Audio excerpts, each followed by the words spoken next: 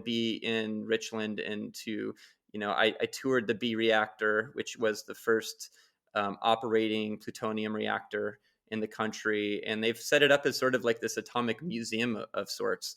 And there's no recognition of the victims of our nuclear arsenal or our nuclear bombs in Japan, or even like the toll of what the nuclear proliferation did to Hanford itself, which is right there. Instead, it's it's a monument to the U.S. military machine. So it's a very interesting dynamic, and I think in order to justify what happened, they can't look at the toll that this whole operation has caused. One of the things about Counterpunch that I appreciate always is that we try to focus on the environmental side and also the social side of these kind of issues. So, talk to me a little bit about both of those. You've mentioned leaking into the groundwater. That raises the question of the local indigenous people and indigenous community. Can you tell us about them? How far are they from the site? How at risk are the indigenous or even other local communities outside of Richland? How at risk are they of this toxic pollution entering into their water or soil or what have you? Yeah. Well, historically, this was Hanford.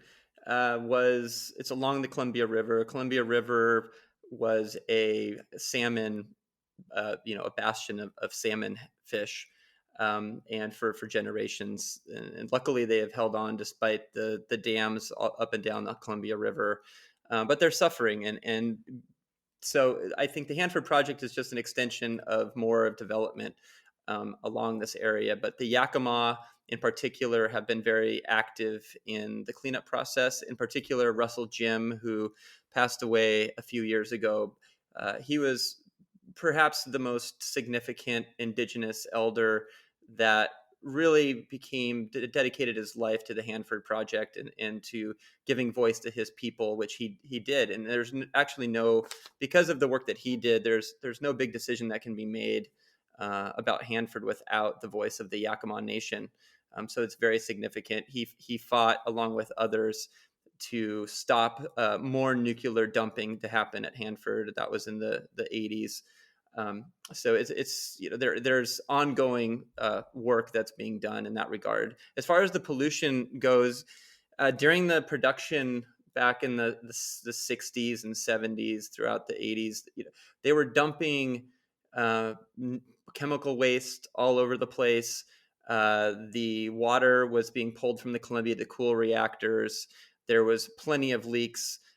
Salmon and other fish all the way at the mouth of the Columbia that was dumping into the Pacific Ocean. There was found to be radiation. I mean, the Columbia River itself is a radioactive river. Of course, it could be much, much worse. But these big hulking tanks that are leaking currently are buried just underneath the ground, in some cases just a few miles from the Columbia River. And they pose an incredible risk to the Columbia River. The river is the lifeblood of the Pacific Northwest in many regards. It is there's commercial fisheries along the Columbia River. Irrigation feeds hundreds and hundreds of farmers. So if there was going to be even a bigger accident, or if the leaks become even greater, and currently there is a tank that's leaking, they're letting it leak because they don't have an answer for what to do with it. I mean, it's a complete mess. And it's a threat to the entire economy and to the environment of the Pacific Northwest, and that would of course impact the entire country if things were to get worse. One of the things about nuclear facility is that it's so insidious is that it's often difficult to pinpoint the cause and effect between the nuclear facility itself and some of the, let's call it, anecdotal information we get about cancer rates and other forms of illnesses and diseases and other things for people that live in the vicinity of this. This is famously here where I live in the Hudson Valley, Indian Point. Famously, in the area around Indian Point, people have been saying for decades that it was seeping into the soil, that it was making people sick, elevated thyroid cancer rates, et cetera, et cetera. So what, if any, studies have been conducted in regard to the health effects on the people in the area, or is it because it's a government site and it's so high profile that maybe we don't have that information? Yeah.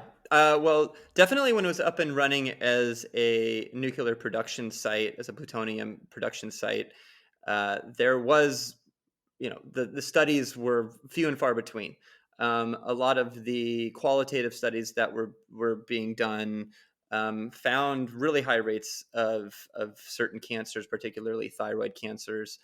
But because it was being used to produce plutonium for nuclear bombs, it was highly secretive, right? They didn't talk about really what was even going on at the site. So there was no real studies being done. But a lot of the indigenous communities around there, some others, talk about how high the rates of cancers were in their areas. And to this day, even Russell Jim, who talked about the high rates of cancer in his own family, which is one of the reasons why he got so involved in Hanford in the first place.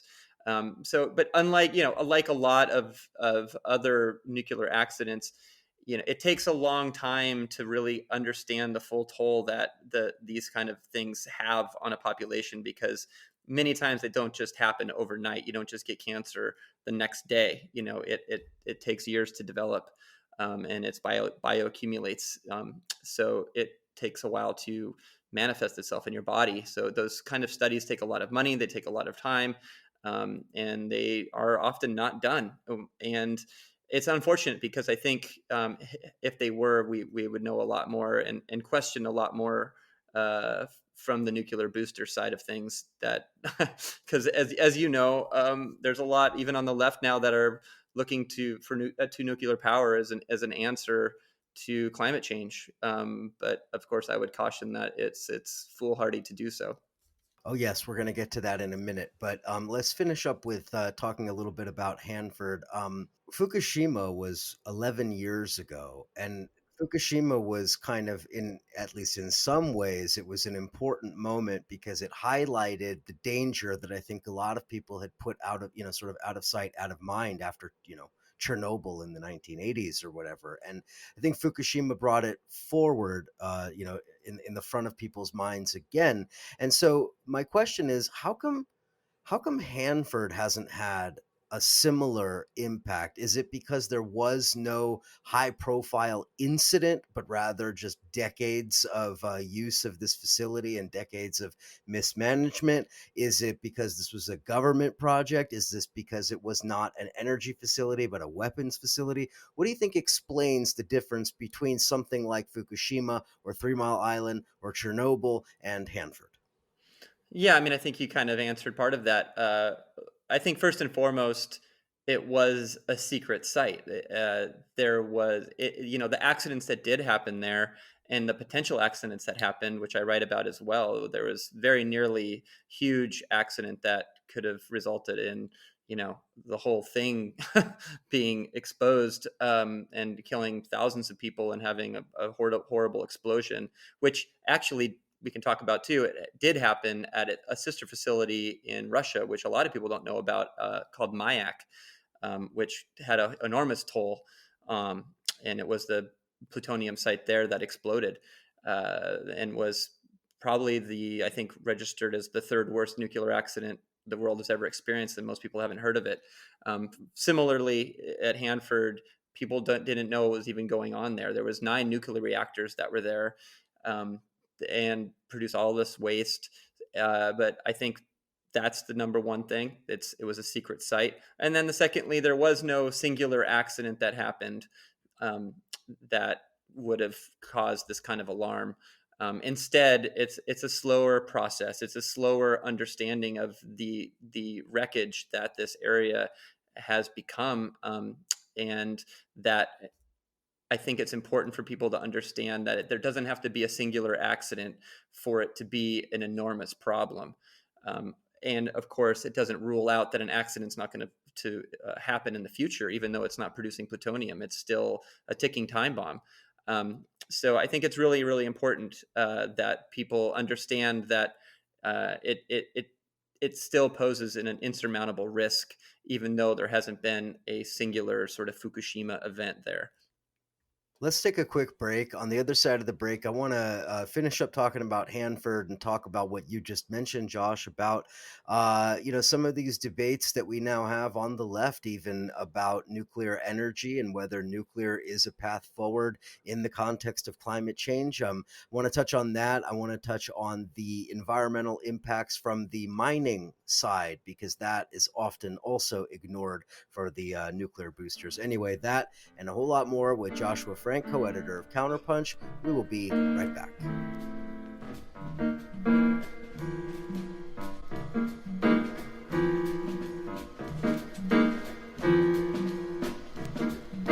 Nuclear war. Nuclear war. They're talking about nuclear war. Nuclear war. The nuclear war. They're talking about nuclear war.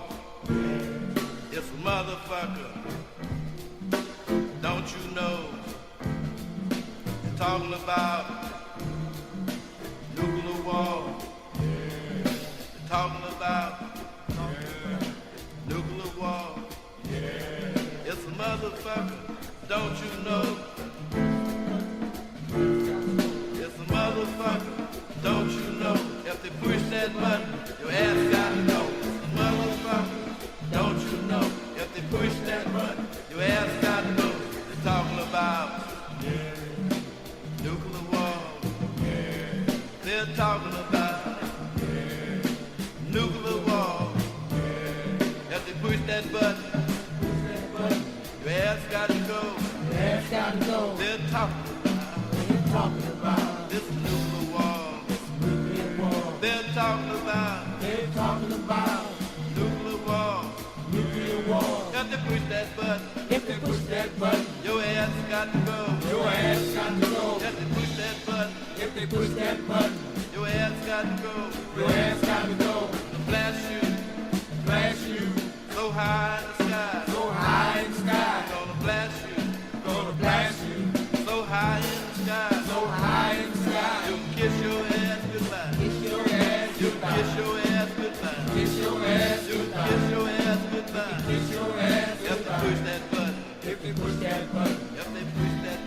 If they push that button. Gonna blast your ass. So high in the sky. You can kiss your ass. Goodbye. You can kiss your ass. Goodbye.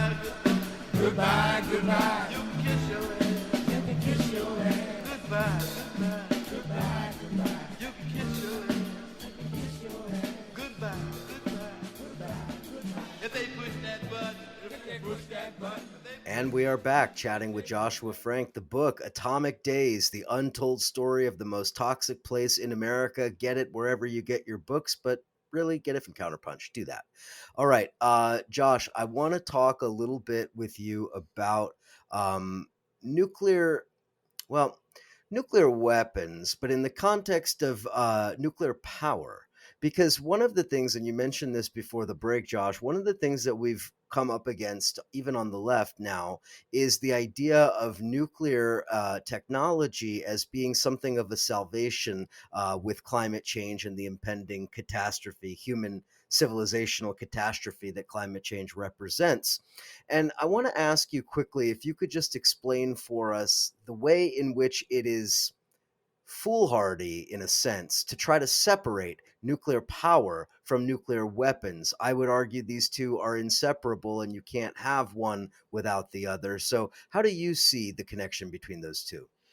Well, I mean, historically, nuclear power came out of the Manhattan Project, essentially. That nuclear technology that was originally set to produce, nuclear bombs. Nuclear power was came out of that all of that technological advances.